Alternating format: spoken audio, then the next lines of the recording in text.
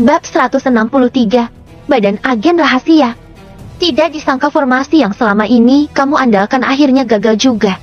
Yusnu tersenyum dan berkata, tentu saja aku sudah persiapkan semuanya sebelum datang ke sini. Guru besar Yogi adalah master Feng Shui yang terkenal. Formasi kamu tidak berguna di hadapannya. Mustahil. Master Feng Shui yang mengatur formasi ini punya pencapaian yang sangat tinggi. Bahkan master tingkat tinggi pun gak akan bisa memecahkannya dengan satu mantra pun.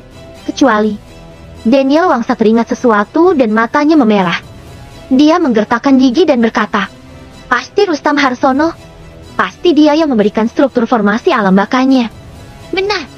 Pintar sekali. Yusnu tidak menyembunyikannya lagi. Menurutnya Daniel tidak akan bisa selamat dari serangan mereka. Daniel mendengus dan meremas tinjunya yang seukuran karung pasir, kemudian berkata, memangnya kenapa kalau kalian berhasil patahkan formasi alam bakaku? Ini wilayah kekuasaanku. Aku punya begitu banyak teman dan saudara. Kalau pasukanku menyerang semua, kalian tidak akan bisa pergi hidup-hidup dari sini. Baru saja dipuji pintar, tapi kau jadi bodoh lagi. Kamu kira aku gak punya persiapan lain? Setelah mengatakan itu, Yusnu menjentikan jarinya dan beberapa petinggi dari grup 5 danau langsung mengarahkan senjata mereka ke Daniel. Perubahan mendadak itu mengejutkan semua orang. Daniel tampak sangat marah. Dia menatapi orang-orang yang membidiknya dari sudut mata dan berkata, kalian sudah ikut bersamaku selama lebih dari 20 tahun. Sekarang malah memberontak begitu saja. Kalian keterlaluan sekali. Siapa yang ikut bersamamu? Dari awal kami cuma ikut Pak Rustam saja. Kalian tidak setia kawan dan zalim. Jadi jangan salahkan kita. Ini semua salahmu sendiri. Beberapa orang yang lain ikut mencibir. Wahyu bergegas dan berkata, letakkan pistolnya. Ngapain kalian? Serak. Beberapa orang merobek jaket mereka dan memperlihatkan bahan peledak yang menempel di seluruh tubuh mereka. Kalian sudah gila. Melihat pemandangan ini, semua orang mundur ketakutan. Kelopak mata Daniel berdenyut dan menatap Yusnu sambil berkata, kejam sekali kamu. Kali ini benar gak ada kelonggaran apapun. Kita sudah berperang selama bertahun-tahun. Jujur saja aku sudah bosan begitu terus. Lebih baik hari ini kita akhiri saja. Tapi, Yusnu terdiam sebentar dan matanya tertuju pada Agam. Dia melanjutkan, kalau kamu serahkan orang ini padaku, kamu akan kulepaskan. Orang itu tampaknya ada urusan dengan guru besar Yogi. Kalau kamu gak mau menyerahkannya, berarti juga bermusuhan dengannya. Ancam Yusnu. Agam tetap diam tanpa ekspresi. Ia tidak ingat pernah bertemu dengan sosok itu. Namun, karena orang itu sudah datang mencarinya, dia tidak mungkin diam saja. Daniel berkata dengan suara yang dalam. Agam adalah tamu kehormatanku. Tentu saja aku gak bisa menyerahkannya ke kamu. Jadi, kalau memang mau berperang, langsung hadapi aku saja. Bagus, pemberani sekali. Sepertinya hari ini aku mau tidak mau akan melakukan pembunuhan besar-besaran. Yusnu melihat kembali guru besar Yogi dengan wajah ganas dan berkata, tolong bantuannya ya. Guru besar Yogi melambaikan lengan bajunya dan sebuah tengkorak muncul di telapak tangannya. Tengkorak itu berukuran kecil, seperti bukan tengkorak orang dewasa. Guru besar Yogi mengucapkan mantra, dan mata tengkorak itu memancarkan cahaya merah, melepaskan aliran energi hitam yang mengalir ke tanah di bawah kakinya. Formasi itu kembali muncul dan melepaskan cahaya merah yang menyinari wajah semua orang di sana. Pada saat yang sama, semua orang dari pihak grup 5 dan merasa kekuatan mereka terkuras, dan kesadaran mereka makin kabur, seolah-olah jiwa mereka tertarik keluar. Teknik penyerap jiwa. Agam-agam mengerutkan kening. Kalau sampai ada yang menggunakan metode kejam seperti itu, akan sulit untuk menyelamatkan diri. Agam menggunakan pupil yin dan yang, dan pupilnya berubah menjadi hitam dan putih. Tangannya membentuk mantra segel dan dia berkata dengan suara yang dalam. Segel pemusnah bencana. Mantra segel itu melaju kencang ke arah guru besar Yogi. Guru besar Yogi tersenyum dingin dan menyentuh tengkorak itu. Dari tengkorak tersebut langsung keluar ledakan cahaya merah, membentuk tameng penghalang di depannya, dan berhasil menghalangi dengan segel pemusnah bencana dari Agam. Itu alat sihir. Agam menatap tengkorak dengan penuh kejutan. Benar. Alat ini adalah tengkorak dendam langit, yang dimurnikan dengan 1111 tengkorak bayi perempuan. Benda ini dapat meningkatkan kekuatan mantra dan formula hingga berkali-kali lipat. Walaupun kekuatan kamu setara denganku, tapi aku punya tengkorak ini. Kamu sekarang bukan apa-apa di hadapanku. Ucap guru besar Yogi dengan penuh angkuh sambil tertawa dengan suara yang menyebalkan. Daniel ingin melawan, tapi dia merasa kekuatan telah terkuras, tidak dapat bergerak sama sekali. Sekarang dia bagaikan sasaran empuk bagi siapapun yang mau menyerangnya. Mereka datang dengan persiapan yang matang. Pada saat itu, Daniel dan para petinggi lainnya yang masih setia merasakan keputusasaan di hati mereka. Mereka tidak menyangka akan kalah dengan cara yang begitu tragis dan menyedihkan setelah bertempur selama puluhan tahun. Agam menatapi situasi di hadapannya dengan tenang. Mereka punya alat sihir dan jimat. Kalau dibandingkan dengan dirinya, mereka memang jauh lebih kuat. Namun, trik semacam itu tidak ada apa-apanya di hadapan kekuatan yang dia miliki. Agam punya kekuatan super dari alam bumi tingkat 9. Walaupun dia terjebak dalam formasi itu, dia tetap bisa melepaskan diri dari belenggu dengan kekuatannya dan bahkan guru besar itu. Agam cuma ragu-ragu karena dia tidak mau mengekspos semua kemampuannya terlalu awal. Di saat dia mau bertindak dan mengeluarkan jurusnya, terdengar sebuah suara tembakan. Tengkorak di tangan guru besar Yogi bergetar tanpa henti, dan formasi yang sedang dibuatnya sekarang kemungkinan akan rusak. Tidak. Guru besar Yogi segera menyingkirkan tengkorak itu, formasi itu pun menghilang. Daniel dan yang lainnya menghela napas lega, kemudian segera mengarahkan senjata mereka ke Yusnu, guru besar Yogi dan kelompoknya. Kalau mereka gerak sedikit saja, maka mereka akan dibunuh dengan hujan peluru. Baru saja mereka hampir berhasil mengeksekusi Daniel dan yang lainnya, serangan malah tiba-tiba berhenti. Yusnu langsung merasa sangat marah. Namun, dia tidak berani menggertak guru besar itu. Jadi dia hanya bisa tersenyum dan bertanya, "Guru besar Yogi, kenapa serangannya berhenti?" Ada sekelompok tentara yang mendekat ke sini. Kamu takut dengan sekelompok tentara itu? Memangnya kamu tahu mereka siapa? Tentara itu penuh dengan energi yang... peluru mereka berwarna emas, dan mereka sudah sangat berpengalaman di medan perang. Kalau aku tidak berhenti, alat sihirku bisa rusak. Yusnu tidak bisa berkata apa-apa lagi. Masa kita pergi begitu saja?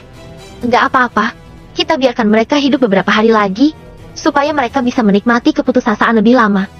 Guru besar Yogi tersenyum dingin, melirik Agam dan berkata, "Hari ini kau beruntung. Tapi lain kali nasibmu gak akan sebagus ini."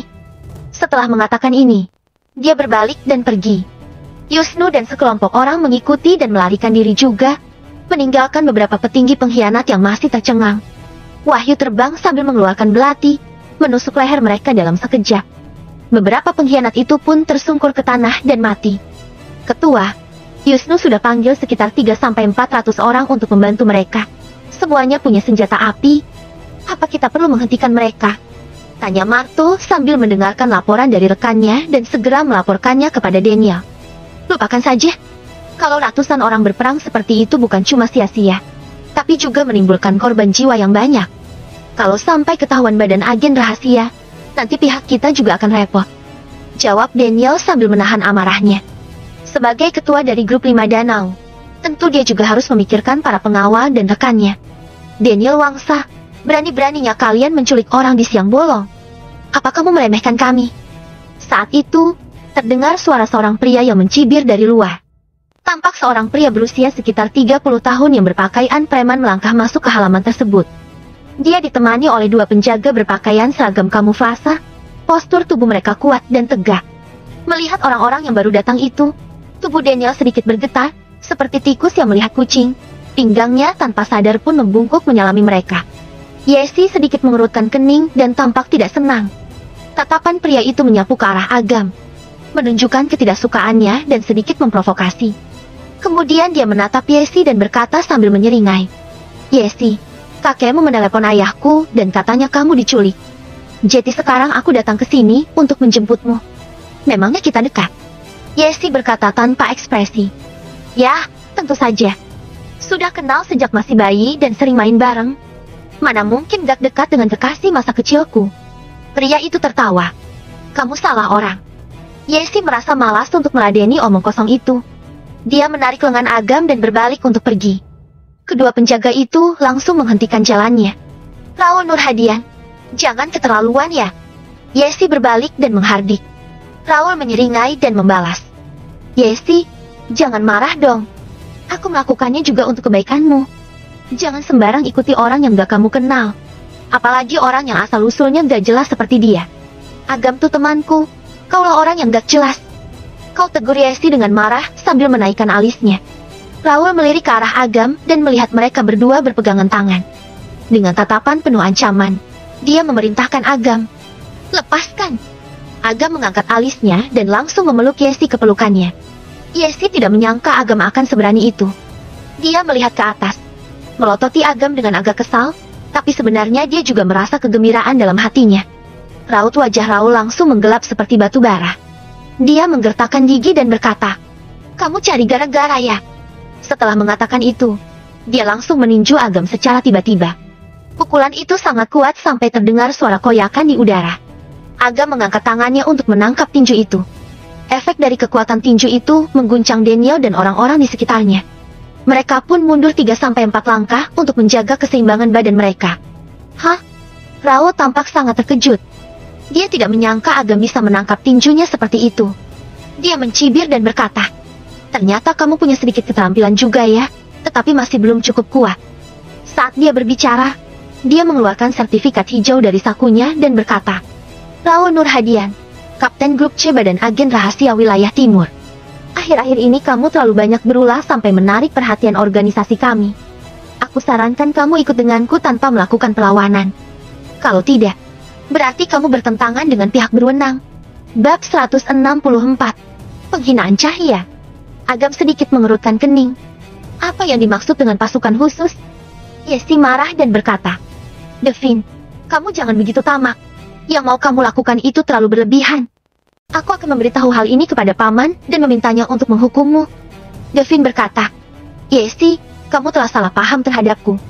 Aku bukannya ada dendam pribadi, tapi yang aku lakukan ini merupakan arahan dari para petinggi.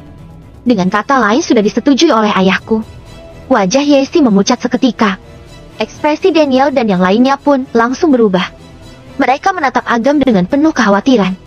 Jika telah menjadi target dari pasukan khusus, tidak mati sekalipun juga akan kesulitan. "Aku bisa ikut denganmu, tapi tergantung akan kemampuanmu." Agam mengulurkan 3 jari dan berkata tanpa rasa takut, "3 gerakan.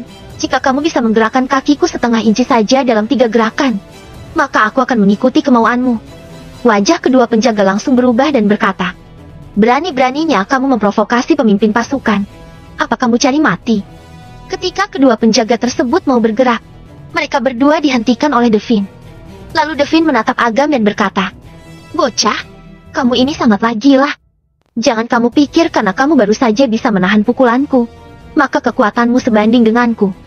Tadi aku takut pukulanku mengenai Yesi sehingga pukulanku dapat ditahan olehmu. Tapi jika aku menggunakan seluruh kekuatanku, jangankan 3 gerakan, aku bisa mengalahkanmu hanya dalam 1 gerakan saja.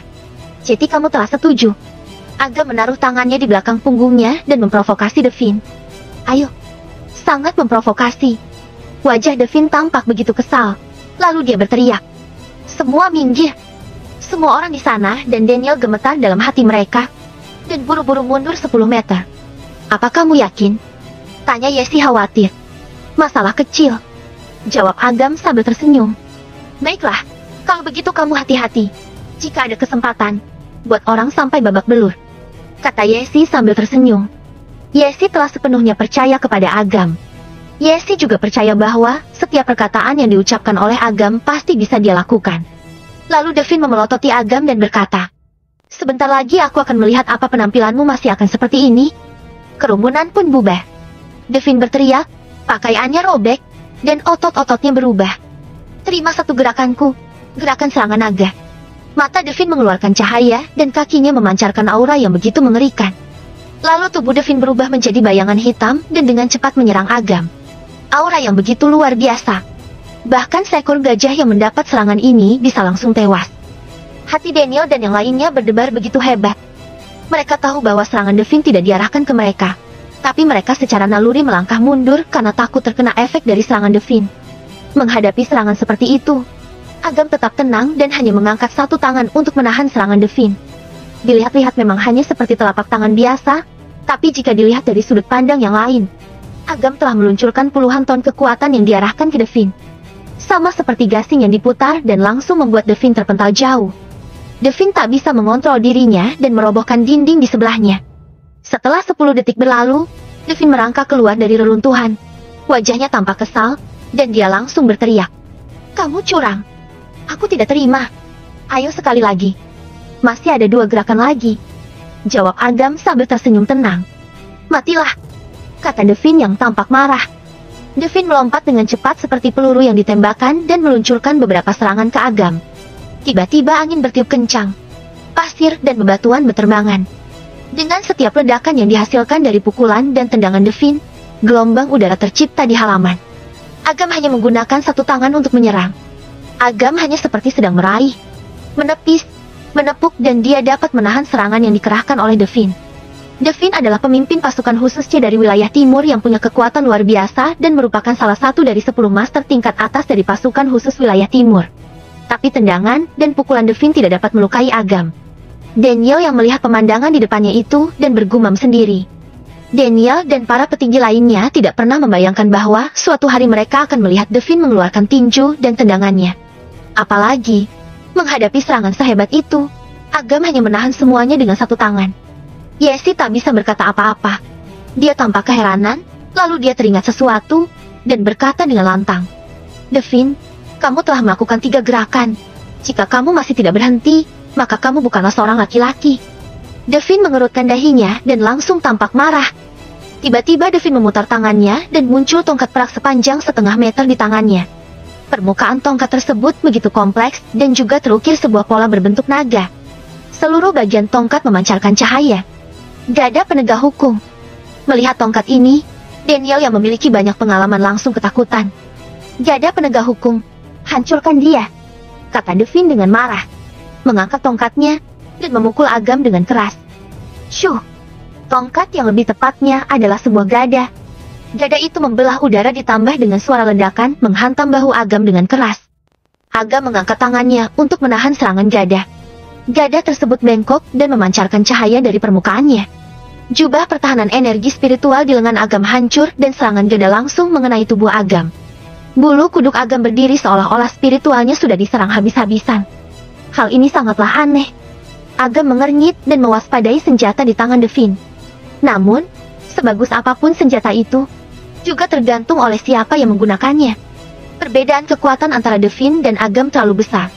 Meskipun Agam terkena serangan telak dari jurus Devin, hal itu tidak akan mengubah hasil pertempuran. Agam melakukan serangan dengan punggung tangannya dan sebuah serangan berkekuatan besar menghantam bahu Devin.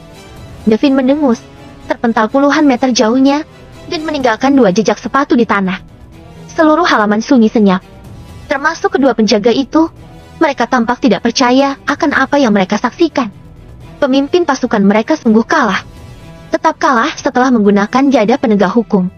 Agam masih berdiri di tempat yang sama dan tidak bergerak sama sekali. Kekuatan keduanya memang sangatlah jauh dan tidak bisa digambarkan seberapa jauhnya. Haha, kamu hebat. Devin berdiri dan tertawa. Sepertinya aku tidak bisa membawamu pergi hari ini. Tapi kamu jangan sombong. Lain kali aku pasti akan menang. Sambil mengatakannya, Devin berbalik, melambaikan tangannya. Mundur. Namun, sebelum Devin bisa melangkah, brak dia jatuh di tanah. Pemimpin! Penjaga itu bergegas untuk membantu Devin berdiri. Dia baik-baik saja. Dia hanya kelelahan. Agam melihatnya dan mengetahui bagaimana kondisinya. Penjaga itu menatap Agam dan membawa Devin pergi. Seluruh halaman hening selama lebih dari setengah menit dan tidak ada yang berani berbicara. Tadi kamu bilang bahwa senjata kuno yang Devin gunakan adalah gada penegak hukum. Benda apa itu? Agam menatap Daniel dan memecahkan keheningan. Daniel buru-buru berkata, aku juga hanya pernah mendengar tentang senjata ini. Setiap pemimpin pasukan khusus akan dilengkapi dengan senjata khusus. Gada penegak hukum dibuat dari bahan yang keras dan kuat. Bagian dalam dan luar gada juga dilengkapi dengan mantra yang berbeda. Senjata ini dibuat memang diperuntukkan untuk melawan seniman bela diri kuno.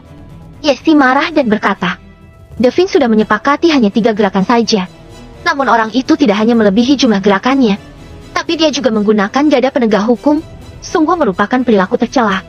Diam-diam menggunakan gada penegak hukum memang sangatlah memalukan. Tetapi Pak Agam, aku sungguh mengagumimu karena Anda dapat menahan serangan tersebut dan tetap tenang, kata Daniel. Gada penegak hukum bukan hanya merupakan senjata spiritual. Gada itu telah diturunkan dari generasi ke generasi. Senjata yang digunakan untuk melindungi kaisar tidak boleh merupakan senjata biasa. Agam mengangguk sambil berpikir. Dia tidak menyangka bahwa hanya dalam 1 hari, Dia menderita 2 kekalahan berturut-turut karena senjata spiritual. Tampak jelas bahwa ada perbedaan besar dalam kekuatan, tetapi musuhnya selalu menggunakan senjata spiritual sehingga Agam sangat kesulitan. Jika ada kesempatan, Agam ingin minta dibuatkan senjata spiritual, sehingga dia tidak akan mengalami kekalahan lagi. Agam dan Yesi tidak tinggal lebih lama lagi dan langsung kembali ke kediaman keluarga Baskara di kota Primadona. Agam, mengenai apa yang telah terjadi sana, kurang lebih aku sudah mengerti. Masalah ini bisa terjadi karena aku tidak mempertimbangkan matang-matang. Begitu Agam berjumpa lagi dengan Harsa, Harsa hanya tersenyum dan berkata, "Awalnya aku mencari teman seperjuanganku untuk membantumu, tapi tak disangka dia malah mengutus putranya. Aku telah berbicara dengan teman lamaku itu di telepon dan dia mengatakan bahwa dia telah lalai dan dia akan menghubungimu untuk meminta maaf." "Tidak perlu. Agam bukanlah orang bodoh. Memang dia mengatakan bahwa dia ingin meminta maaf, tapi karena dia melihat bahwa Agam begitu kuat sehingga dia dan anaknya mencari alasan dengan cara seperti ini. Agam tidak ingin terlibat dengan trik-trik politik yang mereka lakukan." Harsa mengangguk, tetapi tidak mengatakan apa-apa. Setelah itu, Agam pergi ke sanatorium untuk menemui kakaknya. Begitu Agam sampai, kakaknya langsung bertanya apakah Agam telah menerima akta nikahnya. Agam memberitahu saudara perempuannya bahwa Biro Urusan Sipil telah runtuh dan dia tidak akan bisa mendapatkan akta nikahnya untuk sementara waktu. Kirana tidak percaya sehingga dia mencari tahu di internet, dan ternyata benar-benar runtuh. Melihat Kirana yang tampak murung sambil memegang ponsel, Agam merasa lucu, tapi sekaligus hatinya terasa hangat. Senang rasanya ada orang yang memperhatikan dan memedulikan. Di malam hari, Agam teringat bahwa hari ini adalah hari ulang tahun Citra. Setelah merokok 2 batang rokok, Agam memutuskan untuk menelepon Citra. Alhasil, teleponnya diangkat tapi yang menjawab adalah Cahya. Begitu Cahya membuka mulutnya, dia langsung memarahi Agam. "Dasar bajingan, aku katakan kepadamu bahwa putriku terlihat seperti setan. Ternyata kamu berhubungan dengannya setiap hari. Biarkan aku memberitahumu, kalau kamu berani menelepon lagi, aku akan menemukan seseorang untuk membunuhmu." Agam menarik napas dalam-dalam dan berkata, "Aku mencari Citra untuk membicarakan mengenai masalah penceraian. Tidak ada yang perlu dibicarakan. Ketika Biro Urusan Sipil selesai direnovasi, kamu harus segera menceraikanku." Setelah terdiam beberapa saat, Cahya berkata lagi, "Aku katakan kepadamu, putriku makin dekat dengan Fajar. Kamu janganlah mengganggunya lagi. Berikan dirimu sedikit harga diri, jangan menyedihkan seperti orang hina." Pupil Agam menyusut dan dengan nada suara rendah Agam berkata, "Apa mereka sungguh bersama? Omong kosong. Kamu pikir kamu ini siapa? Putriku bersama dengan Fajar. Anak orang kaya, buat apa bersama sampah sepertimu? Berhentilah bermimpi. Kalau kamu tidak percaya, kamu bisa mendengarnya sendiri." Tepat setelah itu, terdengar suara wanita yang sedang mendesah. "Apa kamu sudah dengar? Sebentar lagi, aku bisa menggendong seorang cucu." Tawa Cahya dan napas terengah-engah wanita itu terdengar seperti bor listrik yang mengebor telinga Agam. Kepala Agam terasa panas seperti ingin meledak sehingga dia langsung menutup teleponnya. Bab 165. Kencan buta. Teleponnya sudah ditutup saja. Cahya tersenyum, lalu dia mematikan video porno yang dia nyalakan di komputer. Tok, tok. Terdengar suara ketukan pintu. "Bu, apa kamu mengambil ponsel yang kuletakkan di meja?"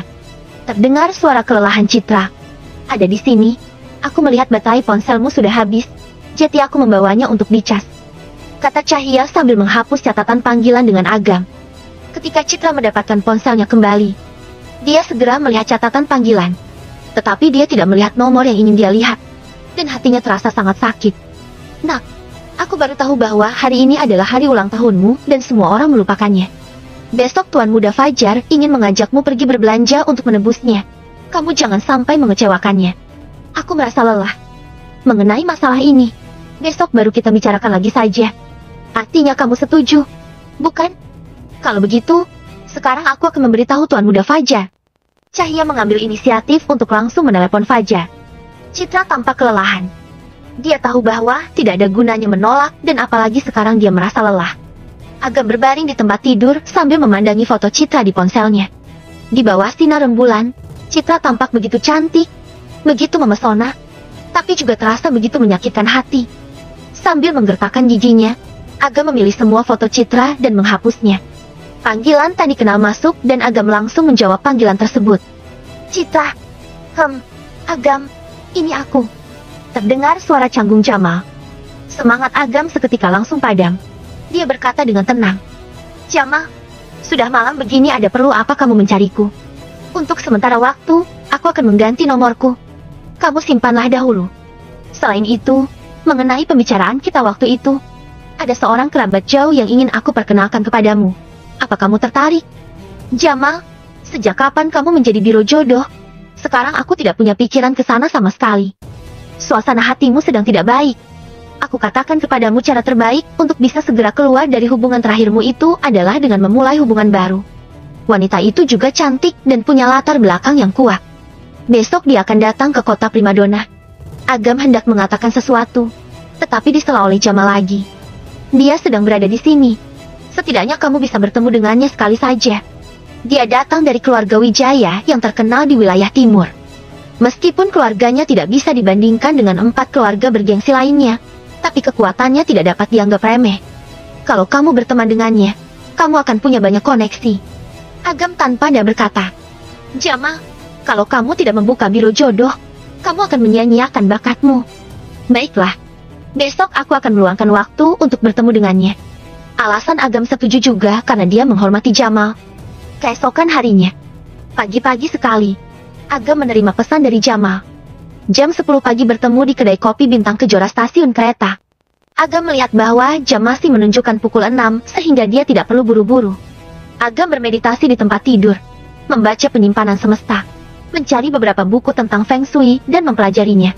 Dalam 2-3 hari peramal pisau itu akan datang. Beberapa hal perlu dipersiapkan agar Agam dapat menaklukkannya sepenuhnya dan mengangkat kutukan Daniel. Setelah sarapan, Agam menghubungi Norman dan mengetahui bahwa villa nomor 1 hampir siap. Jadi dia segera mengemasi barang-barangnya dan membawa kakak perempuannya ke villa tepi Sungai Bengawan.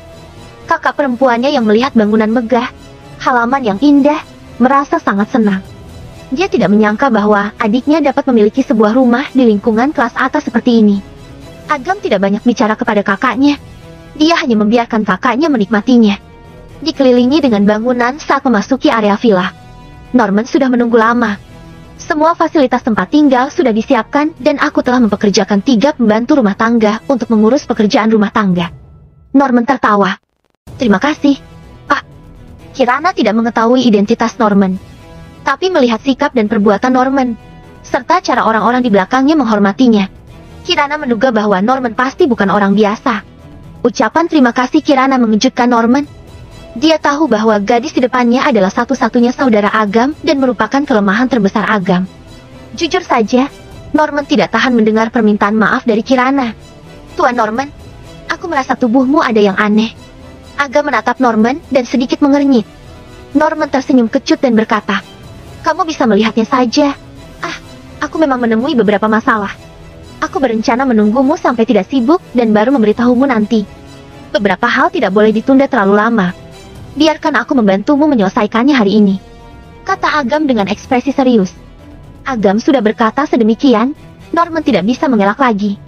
Agam, kamu kerjakan urusanmu dengan Pak Tua terlebih dahulu, kata Kirana sambil tertawa. Norman buru-buru berkata, Nona, tidak bisa seperti ini. Aku harus mengantarmu terlebih dahulu. Pak Tua, saya tidak ingin merepotkan Anda lagi. Kirana buru-buru menolaknya karena dia tidak ingin menghambat urusan adiknya. Melihat tekad bulat kakaknya, Agam berkata, Kak, kalau begitu kamu naik dulu. Villa nomor 1 di lantai paling atas adalah milik kita. Norman mengatur mobil khusus untuk membawa Kirana ke atas. Melihat mobil itu pergi, Norman menarik pandangannya dan berkata, aku akan memperkuat keamanan di sekitar sehingga kita dapat meminimalisir ancaman dan bahaya kepada kakakmu. Tolong ya. Agam tersenyum dan mengubah topik pembicaraan. Tuan Norman, apa baru-baru ini kamu baru tertusuk pisau? Norman bertanya dengan heran. Bagaimana kamu tahu? Ternyata benar saja. Agam tampak serius.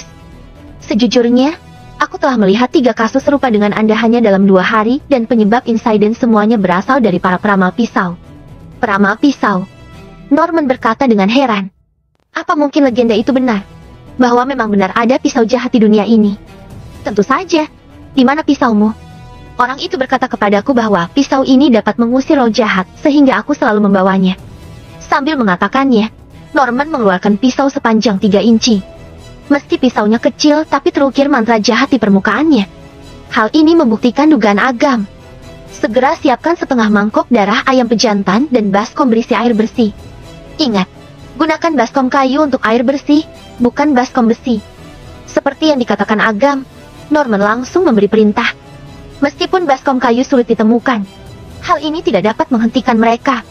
Setelah beberapa saat, bawahan Norman datang dengan membawa baskom kayu dan setengah mangkuk darah ayam pejantan berwarna merah cerah. Agam merendam pisau dalam darah ayam, lalu memasukkannya ke dalam air jernih. Setelah beberapa saat, cairan berwarna hitam pekat menyembur dari gagang pisau, mengambang di atas air, berbentuk seperti cacing, dan membentuk beberapa mantra yang kompleks. Ini adalah... Norman sangat terkejut. Meskipun dia tidak bisa membaca mantra tersebut, dia bisa melihat keanehannya. Pisau jahat dapat menularkan bencana kepada orang lain. Pisaumu ini adalah penyakit TBC. Kalau kamu mengambil pisau ini, kamu pasti akan batuk darah dan mati dalam waktu seminggu. Agam mengenali mantra itu dan berkata dengan tenang. Dahi Norman dipenuhi keringat dingin dan dia berkata, "Yang kamu katakan benar. Baru-baru ini dadaku terasa sesak. Aku mulai batuk di malam hari, dan ketika sudah parah, batukku mengeluarkan darah."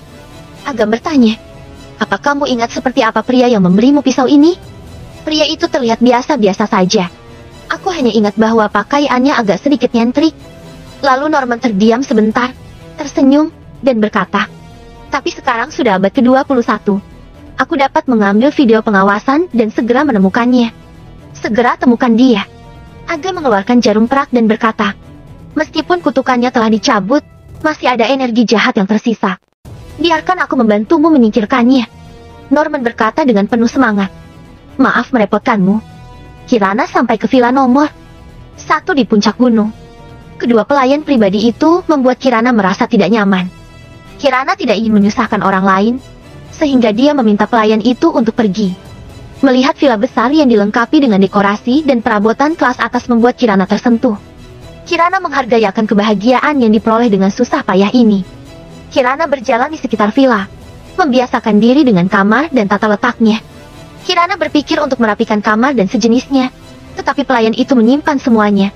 Sehingga hal ini membuatnya sedikit bingung dan tidak tahu harus berbuat apa. Melihat beberapa bunga di halaman memberi Kirana sesuatu untuk dilakukan. Kirana mengambil sebaskom air dan pergi menyiram bunga di halaman. Terdengar suara gemuruh tidak jauh dari sana. Beberapa pria dan wanita berjalan bersama dan melewati perumahan Kirana. "Hei, bukankah itu Kirana?" kata seorang gadis berambut pendek kaget saat melihat Kirana sedang menyirami bunga. Pria dan wanita lainnya juga ikut melirik dan wajah mereka tampak terkejut. "Kirana, ternyata sungguh kamu. Bukankah kamu sedang sakit? Bagaimana kamu bisa pulih?" "Oh, sudah setahun sejak kamu meninggalkan pekerjaanmu. Sudah lama tak berjumpa, kamu makin cantik saja. Bagaimana kamu bisa di sini? Bagaimana kabarmu? Apa kamu sudah punya pacar?" Beberapa pria dan wanita segera mendekat.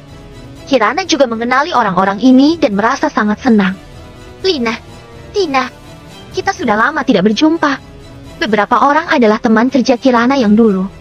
Sebelum Kirana sakit dan dirawat di rumah sakit, dia memiliki hubungan yang cukup baik dengan orang-orang ini. "Kirana, terakhir kali kami pergi menjengukmu di rumah sakit, tapi dokter bilang kamu sudah keluar.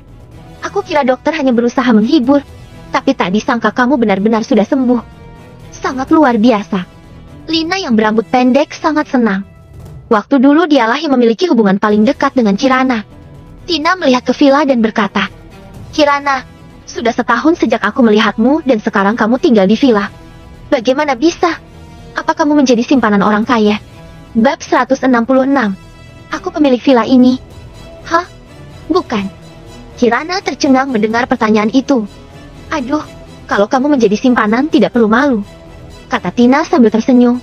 Kemudian melanjutkan, "Sudah tidak perlu dijelaskan. Kalau bukan demikian, bagaimana kamu bisa menyembuhkan penyakitmu ini?" "Penyakitku disembuhkan oleh adikku." "Agam, bukankah dia bangkrut?" "Ini, untuk sementara waktu aku tidak bisa menjelaskannya." "Aduh, kamu masih malu-malu. Kalau kamu tidak mau mengakuinya, bagaimana dengan villa ini?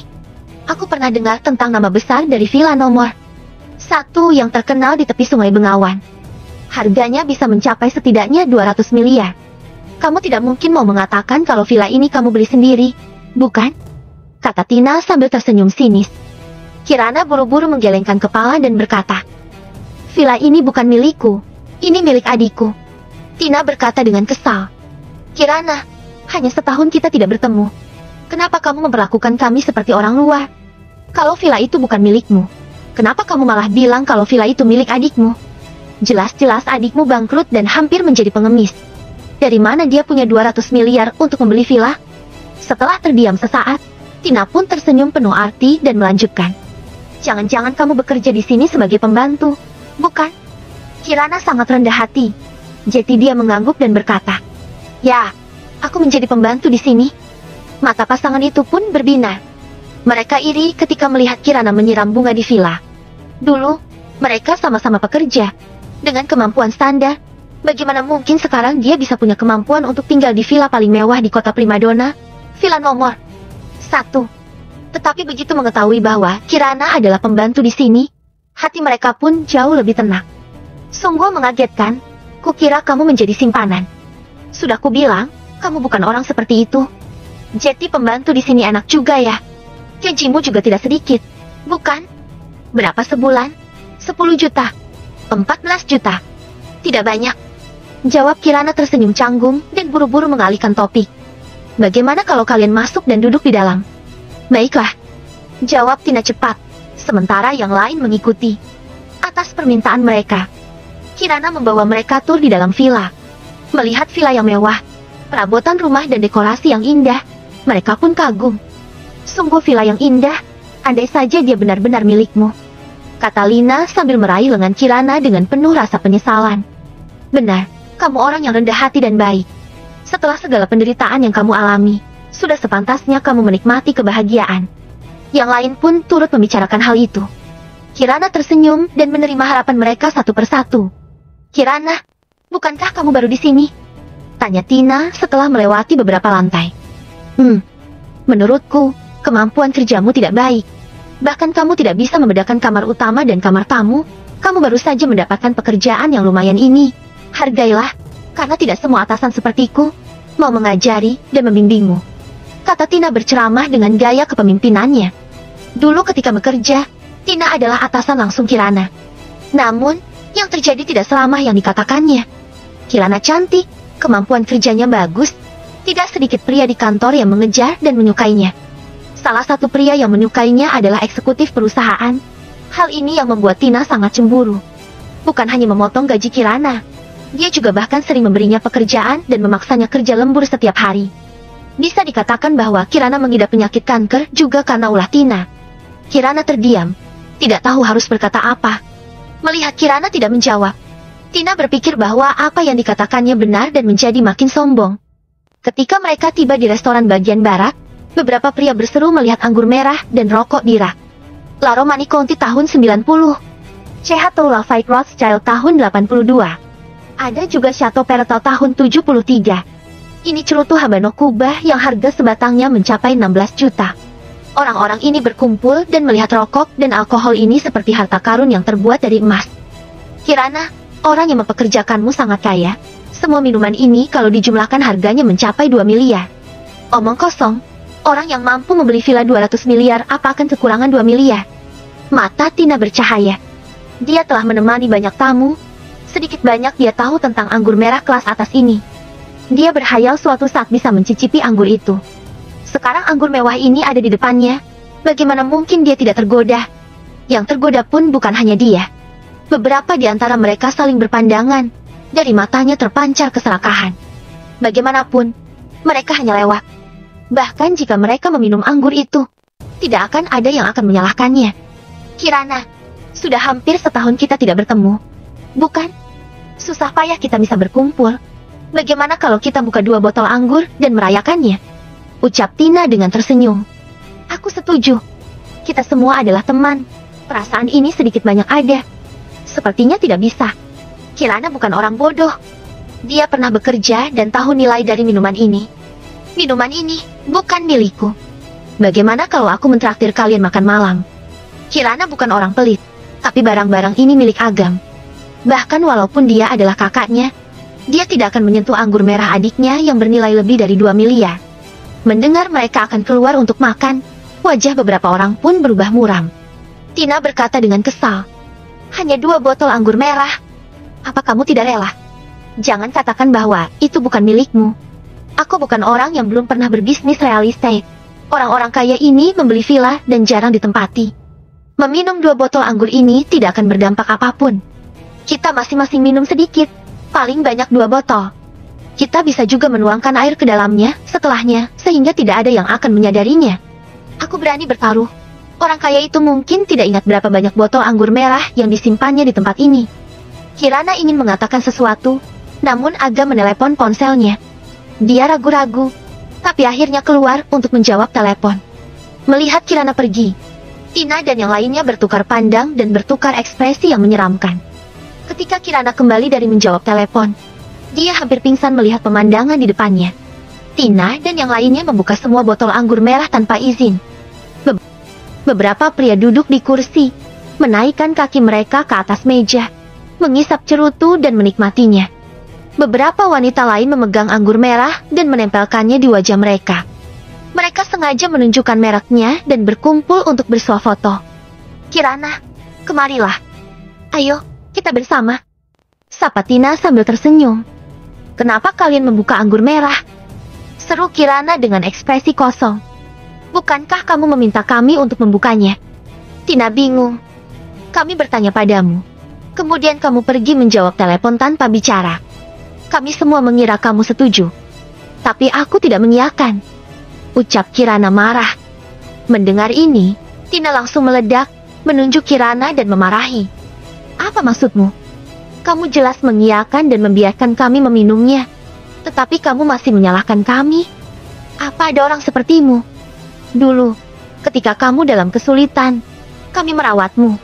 Tetapi sekarang kamu tidak mengakui siapapun. Sungguh tidak disangka. Kamu orang seperti ini. Kita tidak bertemu setahun. Bahkan 2 botol anggur saja kamu tidak mau membukanya. Sungguh pelit." Beberapa orang mengikuti dan mencaci Kirana. Jelas-jelas mereka mencuri anggur. Tapi malah jadi Kirana yang salah. "Cih, anggur sampah apa ini? Lain kali kalau kamu memintaku meminumnya, aku pun tidak sudi meminumnya," seru Tina dengan ekspresi jijik dan berjalan keluar. Pria dan wanita lain juga menyesap kemudian sambil membawa beberapa cerutu yang belum dihisap keluar.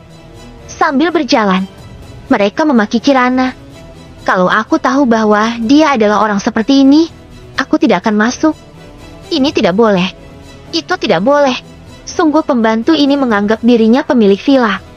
Dengan kelakuannya yang sepelit itu, pantas saja dia sakit keras.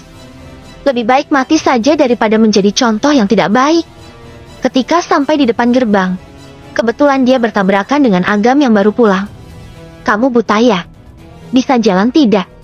tanya Tina ketus sambil memegang kepalanya. "Hah?" Agam melirik Tina dan yang lainnya. Dia mengenalinya sebagai teman kerja kakaknya dulu. "Agam, kenapa kamu juga ada di sini?" Tina terkejut, lalu tiba-tiba berkata, "Aku tahu, kamu dan kakakmu menjadi pembantu di sini. Benar, bukan?" "Hahaha, setahun tidak bertemu kamu masih saja seperti pecundang. Apa katamu?" Wajah Agam berubah kelam. Awalnya, Agam hendak menyapa pria tua itu dengan santai. Tapi siapa sangka, pria itu langsung melontarkan kata-kata seperti itu, seketika memancing emosinya. "Masih berpura-pura?" kata Tina mencibir. Kemudian dia melanjutkan, "Tadi kakakmu mengundang kami masuk dan mengizinkan kami minum anggur merah. Tapi setelah minum, dia tidak mengakuinya dan malah meminta ganti rugi. Kulihat kamu kembali sekarang untuk bekerja sama dengan kakakmu, bersandiwara dan memeras kami. Apa kamu tahu konsekuensi dari ucapanmu?" tanya Agam tanpa ekspresi. Mereka yang akrab dengannya pasti tahu saat ini dia sedang sangat marah. "Kamu dan kakakmu sama-sama bajingan, pecundang yang menjadi pembantu. Berpikir bahwa kamu adalah pemilik villa dan mengancamku. Sungguh konyol. Maaf, akulah pemilik villa ini." Bab 167. Ganti rugi 2 miliar. Tina dan yang lainnya pun tertegun. Seketika suara tawa meledak. "Otakmu rusak ya? Kamu, pemilik villa nomor 1. Jangankan villa di sini, Rumah di luaran saja harganya sudah mencapai 6 juta per meter. Pecundang sepertimu yang bahkan tidak sanggup membeli rumah seluas toilet, bisa-bisanya bermimpi punya villa nomor 1. Aduh, sungguh lucu, sangat lucu. Seru Tina tertawa terpingkal-pingkal. Kakak beradik ini sungguh hebat. Jelas-jelas bernasib sebagai pekerja, bisa-bisanya bermimpi punya villa nomor 1. Hahaha, kalau begitu, bisa saja aku bilang aku bos dari tepi Sungai Bengawan, Pak Yoga.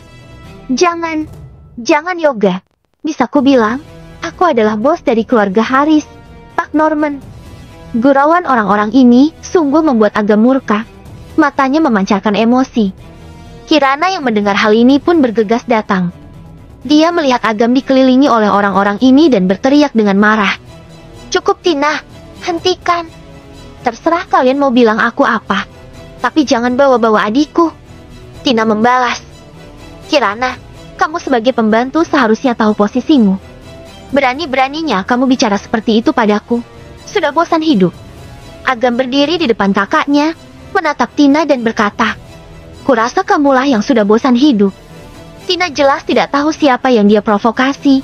Ia bertolak pinggang dan berkata, gaji bulananku yang 9 digit, dibandingkan dengan gaji kalian berdua setahun. Bahkan kalau berani menyentuhku, kalian tidak akan mampu ganti rugi. Siapa kalian? Seru pengurus rumah yang datang ketika mendengar semua kericuhan itu diikuti oleh belasan pengawal. Para pengawal ini bukanlah sekelompok bapak-bapak tua, tetapi mereka yang dilatih khusus secara profesional dengan kualifikasi sekelas veteran perang. Mereka kuat dan tidak mudah dikalahkan. Ketika Tina dan yang lainnya melihat pengurus rumah datang membawa para pengawal, mereka tersenyum sinis. Laporkanlah. Kenapa tidak kalian laporkan? Kedua pembantu ini berani membentakku. Aku akan mengusir mereka dari sini dan membiarkannya menjadi gelandangan. Tapi, mengingat dia adalah mantan rekan kerjaku, kalau kamu hari ini berlutut dan mengaku salah, aku akan melepaskan kalian. Lina menambahkan. Kirana, menurutku lebih baik kalau kamu melakukannya. Aku khawatir kamu akan kehilangan pekerjaan yang kamu dapatkan dengan susah payah ini. Perasaan Kirana yang campur aduk terpancar dari matanya. Dia tidak pernah menyangka sahabat terbaiknya berubah setelah tidak bertemu hampir setahun. Saat pengurus rumah menghampirinya, Tina langsung berkata, Kak, kalian datang di saat yang tepat. Kedua pembantu ini mengancamku. Mereka semua bisa menjadi saksi. Yang lain pun mengangguk setuju. Kakak beradik ini berkelakuan buruk. Keberadaan mereka di sini hanya akan menurunkan pandangan orang pada tempat ini. Lebih baik kalian mengusirnya. Mereka bahkan mengaku-ngaku sebagai pemilik dari villa nomor 1 ini. Lucu, bukan? Seru Tina yang seketika teringat sesuatu dan mulai menghina. Seketika wajah pengurus rumah berubah drastis. Sebagai pengurus rumah di villa nomor 1, dia tahu betul latar belakang dan kemampuan Agam. Dia dipesankan khusus oleh Norman untuk melayani kakak beradik ini dengan baik. Hari ini tiba-tiba muncul sekelompok orang yang tidak jelas asal-usulnya menghina-hina Agam. Jelas saja membuatnya naik pitam. Segera dia memerintahkan para pengawal. Tangkap mereka semua. Baik. Belasan pengawal pun segera mengepung mereka. Memang mereka pantas ditangkap. Seru Tina kegirangan seakan sedang menonton sebuah pertunjukan. Pengawal pun segera meringkusnya, menangkap tangannya. Yang lainnya tercengang. Belum sempat mereka bereaksi, mereka sudah ditangkap oleh pengawal. Mereka yang salah. Kalian salah menangkap orang. Seru Tina dengan wajah kesal dan mulai memberontak. Memang kamu yang seharusnya ditangkap. Seru pengurus rumah. Kemudian dia melanjutkan. Pak Agam dan Nona Kirana adalah pemilik villa nomor 1. Kalianlah yang menerobos masuk ke properti pribadi tanpa izin dan harus ditangkap. Apa? Seru Tina dan yang lainnya tercengang. Mereka melihat ke arah pengurus rumah, lalu ke arah Agam dan Kirana. Kemudian dengan wajah tidak percaya berkata, Aku tahu, kalian pasti sudah bersekongkol. Kirana, demi menyelamatkan wajahmu, kamu menyewa orang untuk berakting. Sehari bayar berapa? Dasar bodoh, kata Agam dingin. Kemudian dia pergi ke villa untuk mengambil sertifikat tanah, menunjukkannya ke depan wajah Tina dan berkata, Buka mata kalian lebar-lebar dan lihat nama yang ditulis di sertifikat ini. Hati Tina bergetar. Dia melihat nama yang tertulis di sertifikat itu adalah nama Agam dan Kirana. Lina dan yang lainnya pun tertegun. Setahun yang lalu mereka adalah rekan kerja, bersama bersusah payah demi gaji beberapa juta. Siapa sangka setahun kemudian, Kirana yang memiliki penyakit keras, bukan hanya tidak mati, tetapi malah tinggal di villa nomor pertama. Villa paling mewah di kota primadona. Kesenjangan yang sangat besar itu membuat mereka sulit menerima. Apa ini? Bahkan sertifikat palsu pun sudah kamu persiapkan? Aku tidak pernah menyangka kamu selicik itu. Seru Tina kaget dan marah. Dia tidak bisa menerima bahwa orang yang dulu menjadi bawahannya, yang bisa dimarahi dan dimakinya sekarang tinggal di villa seharga ratusan miliar. Apalagi dia dengan sengaja menipunya, di mana dalam waktu yang sama membuatnya terlihat di bawah. Ayo kita pergi dari sini. Lain kali jangan berhubungan lagi dengan orang seperti ini. Tina melepaskan cengkraman pengawal, memandang Kirana dengan tatapan mencemooh, berbalik dan berjalan dengan angkuh. Tahan dia, seru Agam. Pengawal pun segera mendorong Tina ke belakang. Ah, Tina berteriak dan melanjutkan. Walaupun villa ini milikmu, kamu tidak ada hak mengekang kebebasanku. Kalau kamu tidak membiarkanku pergi, aku akan melaporkan kalian ke polisi dan meminta mereka menangkapmu. Agam berkata dengan ringan. Kamu minum anggur merah milikku. Bagaimana mungkin kamu pergi begitu saja tanpa menggantinya? Bukankah itu tidak masuk akal? Wajah pria dan wanita di sana pun berubah drastis. Siapa yang minum? Kapan aku minum? Kamu jangan menuduh orang sembarangan. Aku tidak ingin berdebat denganmu. Tunggu saja sampai polisi datang dan mengambil sampel DNA dari botol di atas. Mendengar hal ini, Tina dan yang lainnya pun panik. Beberapa botol yang dibuka itu mahal. Kalau dijumlahkan harganya bisa lebih dari 2 miliar. Karena kalian teman dari kakakku, aku hanya meminta kalian mengganti sebesar 2 miliar. Kata Agam dengan mulut sedikit terangkat. Kemudian dia melanjutkan. Ah, hanya 2 miliar. Apalah artinya dibandingkan gaji kalian yang 8 digit itu? Mungkin hanyalah uang receh, bukan?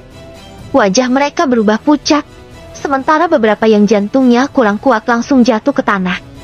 Jika dibagi rata, satu orang perlu membayar sekitar 300 juta. 300 juta, sama dengan mereka menabung, tidak makan dan minum selama 2 tahun. Jika mereka ingin menabung 300 juta, bisa jeti baru bisa dipenuhi sekitar 8-9 tahun. Ini namanya pemerasan. Aku akan menuntutmu karena pemerasan. Seru Tina panik. Pemerasan atau bukan? Tunggu saja hasil penyelidikan dari polisi. Jawab Agam santai. Dia meminta pengurus rumah menelepon polisi. Melihat pengurus rumah mengeluarkan ponsel, wajah mereka makin pucat. Sebagai seorang pria, teganya kamu mengerjai wanita seperti aku. Dasar tidak tahu malu. Seru Tina sambil berguling-guling di lantai, mulutnya mengomel dan meracau. Beberapa pengawal yang mencoba menenangkannya semua terkena cakarannya. Lina menarik Kirana, memohon dan berkata, hubungan kita berdua bukankah sangat dekat? Kamu juga tahu kondisi keuangan keluargaku biasa saja. 300 juta sama saja dengan merenggut nyawaku. Tolonglah, kurangi sedikit, atau relakan saja. Bolehkah? Hati Kirana pun melunak. Dia berkata, adikku, bagaimana kalau kita lupakan saja? Kak, orang-orang ini memperlakukanmu seperti itu. Kenapa kamu masih menolongnya? Orang bisa melakukan kesalahan. Apalagi, mereka dulu juga pernah membantuku. Agam pun tidak mengatakan apa-apa lagi. Dia melirik Tina dan yang lainnya, lalu berkata, karena kakakku sudah memohon, kali ini lupakanlah. Tapi tidak ada lain kali. Lina dan yang lainnya pun sangat gembira. Kirana, kamu benar-benar sangat murah hati. Tidak heran kamu bisa tinggal di villa sebesar ini. Apa yang kamu lakukan hari ini akan kuingat. Kalau nanti kamu ada masalah, aku sebisa mungkin akan membantumu. Tunggu sampai kamu tidak sibuk. Temuilah aku. Aku akan mentraktirmu makan hotpot. Beberapa orang saling mendorong sambil berjalan keluar. Tina pun langsung merespons. Dia berhenti menangis dan langsung berlari keluar. Beberapa orang mengikutinya. Kemudian naik ke kereta. Di sana Tina baru berani berteriak. Kami telah ditipu. Mereka sudah mengeluarkan sertifikat tanah. Bagaimana mungkin mereka membohongi kita? Seru orang lain. Yang kukatakan itu bukan villa, tapi cerutu dan anggur, kata Tina. Kemudian dia melanjutkan. Coba kalian pikir baik-baik, kalau anggur kalian seharga 2 miliar diminum orang, apa kalian akan semudah itu melepaskan kami? Beberapa orang terkejut dan mengangguk setuju. Sepertinya anggur-anggur itu palsu. Kalau tidak, mereka tidak akan semudah itu setuju melepaskan kita. Pantas saja saat ku minum aku merasa ada sesuatu yang tidak beres. Rasanya tidak lebih baik dibandingkan dengan jus anggur. Aku sempat tersentuh, tapi aku tidak menyangka akan ditipu oleh mereka. Sungguh menjijikan. Tina mencibir. Wanita murahan itu membodohi kita semua. Kita harus membalasnya. Dia sudah tinggal di villa besar. Apa yang bisa kita lakukan? Apa villa itu miliknya? Kalaupun benar, dia tidak pantas tinggal di sana. Seru Tina. Aku punya cara membalasnya. Siapa tahu kita pun bisa mendapatkannya. Kalau berhasil, kalian semua punya bagian. Beberapa mata orang berbinar. Villa 200 miliar. Walaupun dapat hanya toilet pun, tetap saja kaya raya. Beberapa orang berkumpul untuk membahas tindakan balasan. Lina mengeluarkan ponselnya dan ingin mengirim pesan kepada Kirana. Tapi saat tengah mengetik, dia menggertakkan gigi dan menghapus semuanya. Jujur, di depan dia merasa bersyukur, tapi dalam hati dia sangat iri dan cemburu pada Kirana. Setahun yang lalu, keduanya menyewa rumah sewaan yang murah. Namun, setahun kemudian, saat dia masih tinggal di tempat yang sama, Kirana sudah tinggal di sebuah villa mewah. Hatinya pun kacau. Tidak bisa menerima ini semua. Agam dan kakaknya berjalan-jalan di sekitar villa berusaha mengenali lingkungan itu. Jika tidak bisa jeti mereka tersasar. Sampai pada saat jam 12, Agam duduk di taman, menikmati waktu-waktu bersantai. Dia menyalakan rokok, kemudian mengeluarkan ponselnya. Segera dia melihat puluhan panggilan tak terjawab, semuanya dari Jamal. Agam pun menepuk jidatnya dan baru ingat. Dia lupa akan urusan perjodohan.